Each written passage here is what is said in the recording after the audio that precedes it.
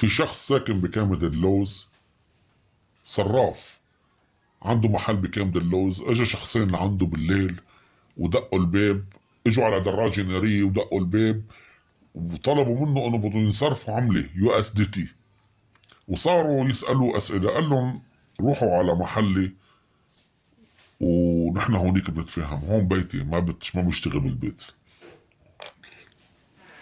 مثل ما شفتوا كيف اشكالهم مريبة، اجوا على دراجة نارية ماركت بارت ولهجتهم مش لبنانية.